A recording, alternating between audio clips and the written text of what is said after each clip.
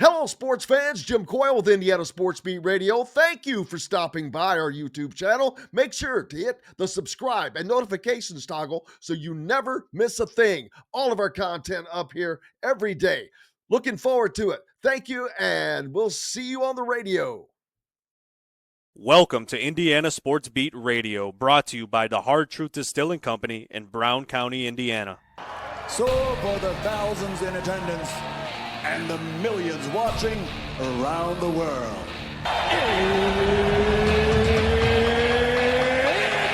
time! 3 on the way. Oh! It went in! It went in! And Indiana wins the ball game!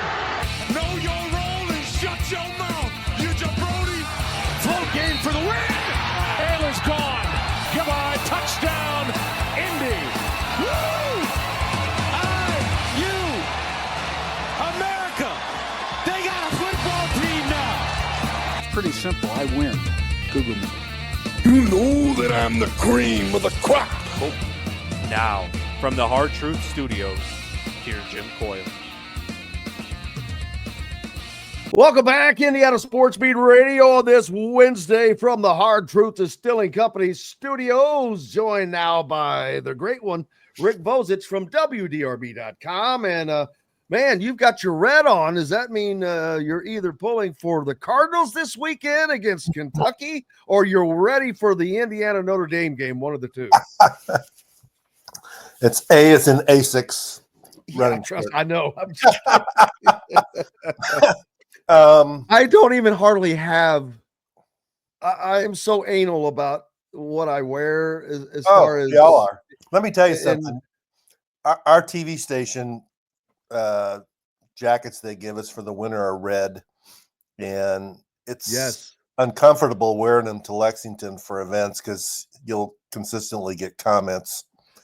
It's like going into Compton and being a Blood or a Crip, man. It's a good way to put it. Yeah. Yeah, it is. So. It's and for people that don't understand what I'm saying is when you work in the media and truly in the media, you are unbiased. You don't wear colors. You don't wear team apparel. I don't even literally own anything that has, pro teams don't count. But yeah, it's when I'm going to a game, I think about two things. Don't wear the home team and who are they playing? What are their colors? Those two things go into my head, and it sounds dumb, but maybe it is. But that's me. I'm dumb. But yeah. So that's your lesson for today, kids. Yeah, the UK U of L game is Saturday, and I'll wear probably a white shirt and a gray tie, or a white shirt and a purple tie, or green or something. So yeah, that's 5:15 on Saturday. And that game was. I don't know. It's probably still going to be a good game, but Kentucky is really kind of come on, man. They're playing well. They beat a very good Gonzaga team in Seattle. That shows growth right there. When you go not only on the road, but that far from home and playing in that environment, man, that's good news for Kentucky fans. Yeah, they got a nice squad. They did that actually with a couple guys injured too. Their backcourt was a little bit down during that game, and they came from, I think they were down 18 either at halftime or early in the second half, and came back and won that game. So that's a huge win that'll help them on NCAA tournament selection seeding Sunday. Louisville, is not the same team when they played Indiana. Case and Pryor's out, and they already were without two other guys, and it really showed up. They played Duke on Sunday night, and they were ahead for about 30 minutes, and then Duke wore them down in the final 10 minutes of the game and beat them by 11. And, I look at like Kentucky's win over Gonzaga. Is that what someone would consider a quality non-conference win? I believe it is. I was wondering what one of those looked like. I was in the same week when they played Clemson on the road, and they lost, but that's okay. It's okay to lose a quality non-conference game. It's okay. It's okay to take your team on the road. Yeah, and you just mentioned Louisville not being as good now because of the injuries that are starting to pile up. And if that were to go on for the season, Louisville would, their numbers would go down, which would mean that loss to Louisville would look worse and worse. Indiana is not going to have a quality win on their resume again, which, and I've talked about this for a couple of days, which means they have to do more in conference. This is the wrong year to need to do that. I think there are too many teams that are capable of biting you. Yeah, I mean, I was watching last night just because I'm always scanning games to see if Providence could get a conference win on the road, but and they did in overtime. That game went back and forth, so that's the game. That's the team Indiana's going to have to pull for is Providence. Providence beat BYU, then they lost to Archie Miller, and then they came back and won their Big East opener last night at DePaul. So everybody in Indiana has to be a Providence fan the rest of the season, Jim. As long as it's not Rhode Island, man. Rhode Island finally got beat last night by Brown, an Ivy League school. It was their first loss. They're 9-1 or 10-1. I forget which one. They must have outsmarted them. Oh, man, the talk. I would think that Louisville has a unique relationship with Notre Dame, the city of Louisville. Paul Horning is from there, right. But there's more to it than that. What is it with Louisville and Notre Dame? There has just always been it's something you could feel. It's just always there, and I don't know if is it just because of Paul Horning. There's a big Catholic community there. Is that it? What is it? Trinity was so good and St. X dominant in football for so long. Again, you've got the mix there with Notre Dame. But there's a relationship there, man. It started with Paul Horning and Cheryl Sipes. There were two guys from Flagey that went up and played at Notre Dame in the 50s, and that really created it. But then you're right. The high school football scene in Louisville is dominated by Catholic high schools, and they like Notre Dame. And there have been other players who've gone up there and played through the years. Rick Beener from St. X, Joe Babby and Ben Foose from Trinity played up there. There's a kid named Tony Driver, who was a defensive back at Male, who played at Notre Dame. But yeah, Notre Dame has always had just like it has in Cincinnati. There's a lot of schools in this area. When you have a strong Catholic population and strong Catholic football, Notre Dame, that was built in the 50s and 60s, really, and it's maintained itself through generations of families. And now it's it's also a part of the fabric here because Louisville and Notre Dame have played as members in basketball in the Big East and now the ACC for 10 or 15 years and some really epic games. And Louisville has played Notre Dame now, I think, 4 times, twice here and twice, maybe 5 times, 3 times in South Bend and twice here. So that's reintroduced Notre Dame into the local dialogue. But yeah, Notre Dame is definitely a team that has a following in Louisville. And they're a team. They're a national team. One of those national teams. Ask them. Oh yeah. And so they're probably a little perturbed about the perception of this Battle of Indiana or whatever that some people are creating because they don't see themselves as exactly. The state of Indiana is almost a piece of land. They just happen to be located there. Correct. It's almost like they're a district of Columbia. They just have their own little piece up there, but which is fine. I'm sure they look at Indiana. This game is like they have nothing to win and everything to lose by playing Indiana. If they win, they're supposed to win. If they lose, it's traumatic. They're the only way they're going to earn any respect in these playoffs is by beating Georgia. Beating Indiana is going to do nothing for the brand of Notre Dame. Not one thing. And what does losing to Indiana? What would losing to Indiana in South Bend do for that program? Oh, I think it would shake the program very much so. You can't lose to Indiana and a first-year coach. There might be 1 or 2 exceptions, but I can't think of them. I doubt if there's one player on IU's roster that Notre Dame seriously recruited. Is there? I mean, who would it be? Hell, half of them, they're all from mid-majors. I mean, they're not strong enough recruiting rankings. I mean, Omar Cooper, maybe 0 stars for half the team had 0 stars coming out of high school. Yeah.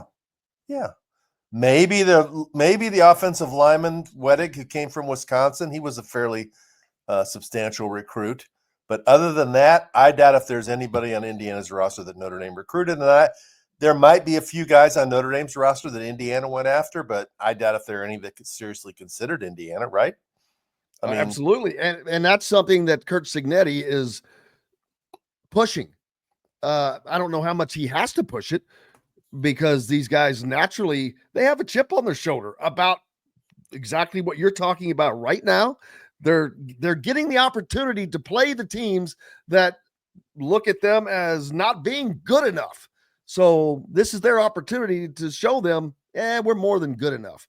And it is an incredible opportunity for Indiana. But I think that this is a game that, man, I don't know who's going to win, but I think it's going to be a great game. I think it's a hell of a matchup, to be honest with you.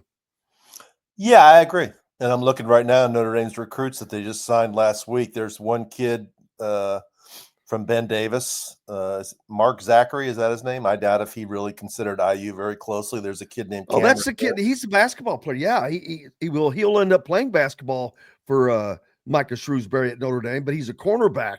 He played with Trent Sisley and Braylon Mullins and all those guys in AAU ball. Hell of a basketball player. He's hurt right now. But yeah, he's a cornerback that I don't think that anybody else had a chance at.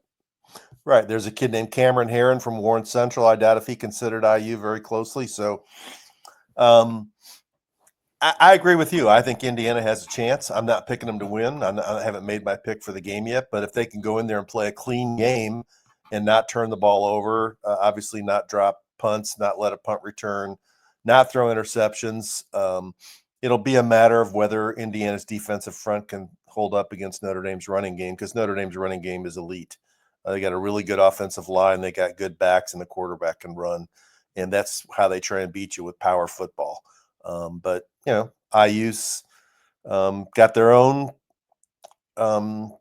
advantages that they can take advantage of. And I think one of their biggest advantages is the coaching staff, and they've got an extra week of preparation to come up with a game plan. So I'm very fascinated to see how this game will turn out. I am as well. The interest in this game is enormous. Yeah. Judging by these ticket prices, Rick. I mean, you could go to all three of the other games combined for what you can pay a ticket to get into this game. It's crazy.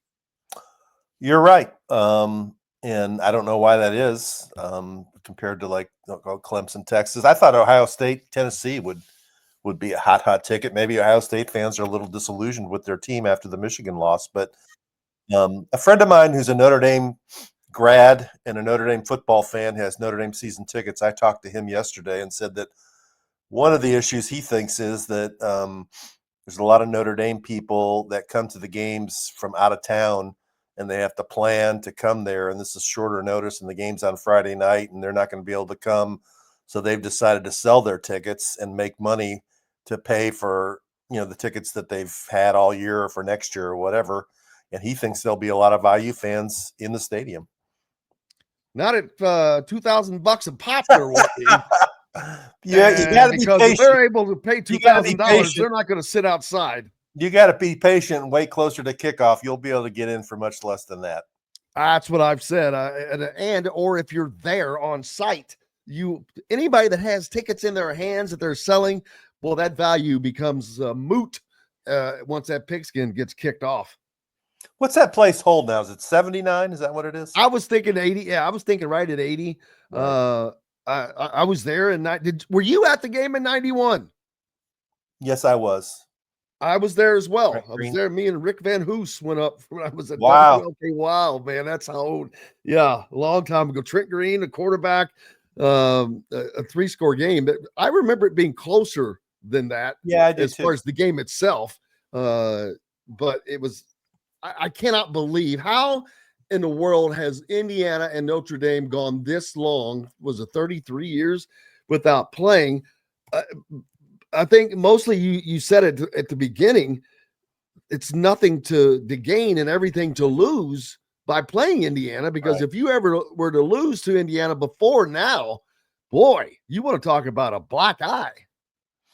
Yeah, and I'm sure that IU really First of all, I don't think Notre Dame would be interested in coming to Bloomington. So if you're going to play them, it's all going to be in Notre Dame. Now that has changed. Haven't they committed to a series that's going to start like in 2030? Well, I think it's a home and home deal, but I don't know Right. that it's more than 2 years. Right. No, it's not more than 2 years. I don't. Is it Notre Dame in Bloomington or is it Notre Dame in Indianapolis? I don't remember. But I anyway, would say I think it's Bloomington and South Bend. okay. But it's 77,000, almost 78 is what it holds. I just think that Notre Dame, they schedule their Armies and Navies and Wake Forests and Virginias and those teams, and then they try and fill in the rest of the blanks with more marquee games like USC, or this year was Texas A&M. In the past, they played Ohio State. Used to play Michigan, and Purdue has always been the one in-state team they have traditionally played. So if you're already playing Purdue, I don't think they felt like there was any incentive to play Indiana. Not much to gain from it.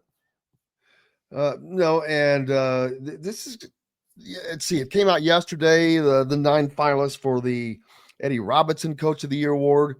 Coach Curt Cignetti is up for that, and I think Marcus Freeman is too. And as I was getting ready to say, as is Marcus Freeman, Notre Dame's coach. So an interesting deal there. But speaking of Coach of the Year, I don't see how anyone. I know Dan Lanning is the only person that would be considered in my mind to have a shot at it. But if you look at what Oregon was supposed to be good, how good? Well, I don't know, but they were supposed to be good, so they haven't. Their stretch has not been that much. Indiana was supposed to be 17th in the Big Ten, and they're where they are. So I don't see how, if you're going by the layout of what the award is, Curt Cignetti can't be beat. Wouldn't think so. I mean, I agree with you. Lanning will get some votes. The Boise State guy will get some votes. The Arizona State guy is going to get a bunch of votes because they've pretty much come from nowhere. But and David's right, there was renovations in 2014, expanded the stadium. Ruined it. It was only 59 before then. But Cignetti has to be the choice. Anybody that's paying attention, I mean, for him to turn around a team that won 9 games in the previous season and go 11-1 at a place that's never been 11-1 ever, and put him in the first college football playoff, I mean, it's a no-brainer in my opinion. Looking forward to I can't wait for this game.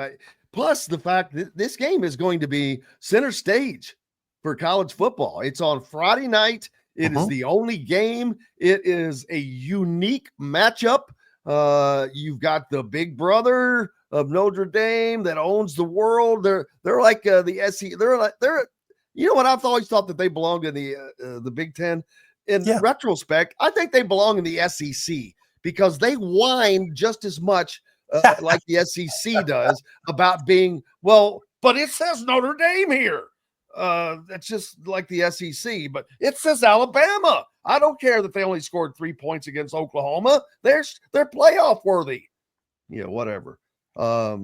That's going to, when there is expansion, the worst thing that can happen, because everything has been so great. This expansion to 12 teams has been great. College football has been great. If you give automatic bids to the SEC and the Big Ten for that matter, that will water it down to me, because now you're going to automatically put a team in that you don't know is going to be good. You would think the SEC would always have 4 top-level teams. You would think that the Big Ten would always have that, but the SEC does not have that this year. I don't care what they think. They don't have 4 elite top-level teams. You cannot lose to Oklahoma like Alabama did and be an elite team. Just my opinion. They can say the same thing about Indiana in their schedule, that argument, but why? They're just, if you're good enough to make it, you'll make it, is my opinion. Yeah, I mean, what was disingenuous about a bunch of that argument was about talking about non-conference schedules. It was that the SEC teams that didn't make the playoff, it was not because they played a tough non-conference schedule. It was because they lost conference games to teams that really weren't that good. Alabama lost to Oklahoma and Vanderbilt. Ole Miss lost to a 4-8 Kentucky team. I don't remember who South Carolina lost to, but I mean, that's what kept them out of the playoffs, losing games to teams in their league that they shouldn't have lost to. And Indiana didn't do that. Not only did they not do that, when they played teams they were supposed to beat, they beat them convincingly. The only game they lost was to Ohio State. It was not a great performance. Their non-conference schedule was not great, but in all the other games, they did what they were supposed to do. And so I don't really listen to the complaining, because I think it's sour grapes from an entitled league that thinks that, if they had their way, it would just be an SEC invitational with one team from every other league. Welcome back, Indiana Sports Beat Radio, coming to you here on this Wednesday from the Hard Truth Distilling Company studios. And make sure you got your doors and windows locked when you leave for these games, Rick. Rash of very famous people's homes being broken into, mostly athletes. But Really? I would put you on that list of people that better watch out. Ruby's on the job, man. Ruby's on the job. I forgot they don't have a Ruby. That's it. Joe Burrow is the latest. His home was broken into during a recent Monday Night Football game. But before that, Patrick Mahomes and Travis Kelce's homes were broken into in October. Milwaukee Bucks forward Bobby Portis had his home broken into on November 2nd. The Timberwolves guard Mike Conley from Indiana, his home was burglarized on September 15th while he was at a Vikings game. First of all, if they're playing, I understand. But Conley was at a Vikings game. How the hell they know all these schedules, man? They know when these guys are gone. And secondly, how is it so easy to get into all these places? Don't these dudes have like top of the line security systems? I would think that they're all in gated communities, and but apparently not. This guy, this last one, it just says the person who discovered it found a broken bedroom window. And I'm like, oh, okay, let's just break a window and go in. How about an alarm system, people? You have millions and billions of dollars. They don't have alarm systems on these homes? Or motion detectors or floodlights or security cameras or something? I mean, was it Temu? You can go on Temu, buy one of those lights that cost you $2.15 to come on. Surely something, but yeah, that's just Ruby just came in the room. She heard she was summoned, so Ruby says, am I being requested? My presence? The Heisman finalists have been announced. No surprises there, really. Curtis Rourke, I thought he had a shot to make it onto the list, but missing that Washington game and the Michigan and Ohio State games hurt him, I think. He didn't perform well in either of those. As far as statistically, he didn't perform badly. It wasn't his fault, to be honest with you. He wasn't kept clean, but I think that hurt him some. And again, it's Indiana, so it is what it is. He needed big games, really big games against Michigan and Ohio State to get in the race. And didn't happen, but he had a great year. And what was he, second team All Big Ten behind Gabriel. So, I mean, he played great, and his payoff should come with a chance to play on Sunday next year. Absolutely. And I think that he has a better chance of doing that than Dylan Gabriel does because of the style he plays, his size, all these things. Dylan Gabriel is just, he reminds me of a Johnny Manziel kind of a guy running around. And I mean, you know what, that is only going to work so long in the NFL as you can. Johnny Manziel had all kinds of problems, which helped him with that. But, you know, you don't see guys that size that succeed in the NFL. You're right. I mean, Rourke has a better arm, I think. He seems got a better head. I mean, his mature mind is what to me separates him. He's really good at seeing the field and processing what he sees and getting into the right play. It seems to be. Whereas Dylan Gabriel, I think, is he's good at that, but he's better at improvising. When the play breaks down, you'd rather have Gabriel, but when the play goes according to plan, you'd rather have Rourke. So I think some NFL team will give Rourke a chance, and I'm not saying he's going to be a starter, think he'll have a chance to at least have a Nate Sudfeld type career, maybe even better than that. Whereas Gabriel, I agree with you. It has to be the right team. Not every team is comfortable going with a quarterback who wants to run, and because of his size, he could have some of the issues that some of the smaller quarterbacks in the NFL have had. It's not like he's a Lamar Jackson type runner. He's a good runner, but he's not an elite runner. And you brought up the name that I used to compare Curtis Rourke to a lot, and that is Nate Sudfeld. Mm-hmm. Nate Sudfeld was a very solid quarterback at Indiana, very good for the Hoosiers, went to the NFL, has not been a superstar, but he has been on an NFL roster ever since he's got there. I think he's on the practice squad now for Detroit, but he's made a career being a backup quarterback. Millions of dollars, baby. I mean, Chris Redman did that from Louisville. In some ways, it's not a bad gig because it's a great gig, decent money, and you don't get the heck beat out of you. One of my favorite lines is from the movie Any Given Sunday, when their starting quarterback got hurt, and then their backup quarterback got hurt, and they said something to the team doctor. I think it was James Woods was his name, but he said, "Oh, so and so's hurt." He's what the hell happened to him? Did he fall off the bench? It's one of my favorite lines of all time. I'm like, that's gold. It's a very good great. It is awesome. But yeah, it's a great gig, I think. And he's just one of those guys. Look at the difference between, I promise you, no one looked at him when he was at Ohio thinking this is an NFL prospect right here. No, maybe 2 years ago when he was a MAC Player of the Year. But he made a wise choice to come to IU, and it worked out great for him. And Cignetti made a great choice in zeroing in on him. We don't know which quarterback they're zeroed in on yet this year. I've seen a lot of speculation about different guys. But that'll be a key move for next season for Indiana. Will they go with Taven Jackson? Do they think either Tyler Cherry or Mendoza will be eventually be able to play, or do they need to get a portal guy and go with him for sure next year? And it's going to be interesting too, because the style. Curtis Rourke doesn't run much at all. Probably mainly because of his previous knee injury, but he does a great job staying in the pocket and throwing the ball.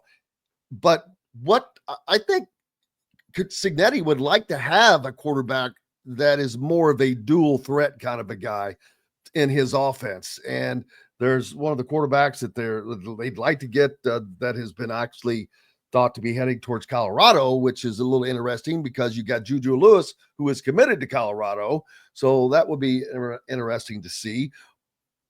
Or is Taven Jackson, like you said, or Taven or the other guys, or are they ready to step up? I think that there's no doubt Indiana will pull somebody from the portal, especially because they can now. There should be guys that will come to Indiana that probably may not have come before.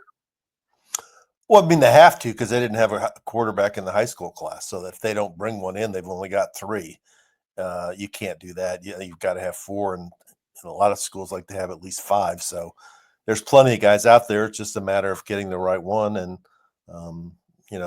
I've seen a lot of speculation. Who's the guy that might go to Colorado that they're interested in? I'm not. Who is that one? Oh, I've got to pull. I'd have to pull his name back up. I don't have it memorized. Okay. But yeah, and I saw they lost the back last night, so they're going to have to get Elijah Green in the portal for Indiana. Yeah. So does that mean he's not going to be on the team next Saturday? I was wondering that same question. I don't know that answer yet. It's something I will ask, but I wonder if in the portal does not necessarily mean off the team. No, I would say he probably talked to Cignetti and Cignetti just said, well, you're welcome to stay, but if you stay, you have to go through. But if not, we're not going to have you. I don't know that it matters that much. They haven't used him enough to his liking. So he's been the 4th back, right? Yeah. Yeah. I mean, I'm surprised he would leave, because aren't they losing at least 2 backs, right? They're losing. Yeah, I was as well. You didn't. Ellison and Lawson are gone. right? So they have Black Yep. comes back and Kobe Martin. So, and there's only one back. The kid from Florida is in the recruiting class. So there's a chance to play next year, but maybe they told him that he's not going to play that much. And I'm sure he knows that they're going after backs in the portal. So it's got to be what's the right? It's got to be a time crunch for IU because they're spending so much time getting ready for the playoff game. But this is also prime portal time. You got to be working really hard on that.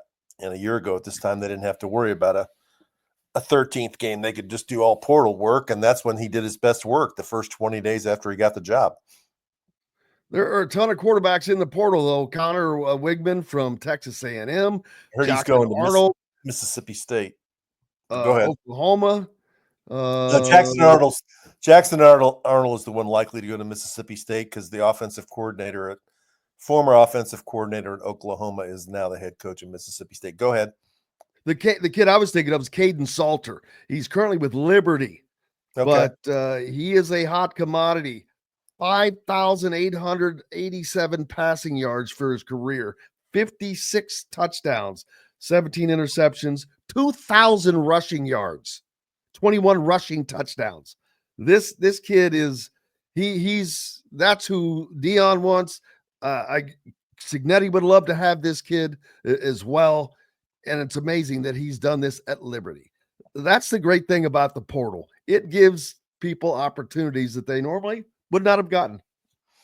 Right. I mean, there's so many guys. I saw the Kentucky's backup quarterback win in yesterday, Gavin Wimsatt, who was at Rutgers last year. I think isn't Cade McNamara, who went from Michigan to Iowa. He's in the portal. Miller Moss from USC. Miller Moss. I think he's going to give Louisville. He's visiting Louisville. I think it's Louisville and Missouri are the main ones on him. There's plenty of options out there. You just got to fit they nailed it with Rourke. We'll see if they can nail it again. I think that he knows what he wants. Curt Cignetti does, and he knows what he needs. It's just always getting those fits, the right fit. But obviously, he's made a career out of doing that. So expect that to continue. We are 35 minutes into this, and we haven't. It's the second week in December, and we haven't said anything about IU basketball. And you had to go and ruin it.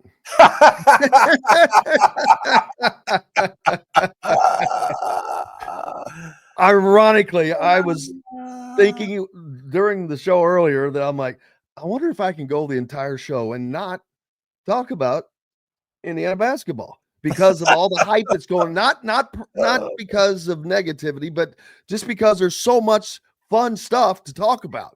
There's so many exciting things going on right now. And unfortunately, that's just not one of them.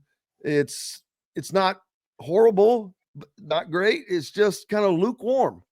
I mean, they need to win Friday night to change the narrative because first of all, it's a road win. They need the credentials from getting a road win. And secondly, Nebraska kicked their butt 3 times last year. They beat them 3 times, and each time was double figures or by 15 points or more. And the last time was an embarrassing loss in the Big Ten tournament up in Minnesota that Mike Woodson even was tired of watching, and he got himself thrown out in the second half and walked off the court. Yeah.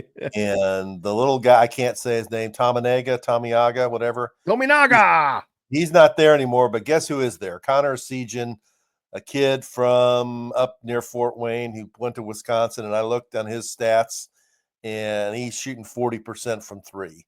So if they go in there and some Indiana high school kid shoots him down by making a bunch of threes, the same old howling is going to start. They need to win that game, and then they got 2 non-conference games before they really get into Big Ten play. And the latest stuff on Ken Palm has him going 10-10 in the league. That's not going to be enough to get him in the tournament. I think they go 9-11. I think they're going to have to win at least 11 and maybe 12 to make the tournament because of their lack of non-conference quality wins. I don't see a path for Indiana basketball to win 12 conference games. Much the opposite of way I saw the path to 6-8-0 for the football team. I do not see that path for this team currently based on what we've seen up to this point. Well, I'll say this. The football team won 3 conference games on the road, 75% of their non-conference games on the road. so it can be done. Oh, it can definitely be done. Indiana football has had more success with Nebraska over the last 4 years than Indiana basketball has. Who would have ever thought that would be the case? Michigan went into Wisconsin and won, so Indiana plays up there. This Nebraska game is big. Ken Palm has it a 1-point game. Nebraska 6-2. They got manhandled by Michigan State on Saturday, lost by 37. But remember the name, Connor Cignetti, 20 of 47, 43% from three. He is the guy who's likely to go off against the Hoosiers. Did everybody from Wisconsin just bolt? Yeah, Chucky Hepburn, Connor Cignetti, Star, the guy who went to Kansas. And guess what? Greg Gard found some other guys and developed some other young guys, and he's got a solid team. Amazing how that happens. Amazing. What's up for you? Well, obviously we know what you're doing this weekend, man. You're tonight. I go to Louisville. Has another game tonight. I got to try and break. Louisville's got a 3-game losing streak, and they play a Texas El Paso team that's not bad tonight at home. And then Saturday I'll be down in Lexington for the annual UKU Kentucky Louisville game. So, and then I'll be with you a week from Friday in South Bend. Looking forward to it, man. Cannot wait. Rick Bozich from WDRB.com. Enjoy it. Thanks, everybody. Bye. Thanks to each and every one of you guys today for being with us. Without you, we'd be lost. Thanks to Dylan Sin, Kyle Nedenrip, as well as Rick Bozich, as you just saw there join us here on the program today. We're back tomorrow to do it all again. Look forward to having you with us. Until then, I'm Jim Coyle. I will see you on the radio. Thanks for listening to Indiana Sports Beat Radio. Be sure to subscribe to our YouTube page for more clips and team coverage of Indiana basketball, football, and more. You can also find full episodes and tons of other content on thehoosier.com. We'll see you next time for another edition of Indiana Sports Beat Radio.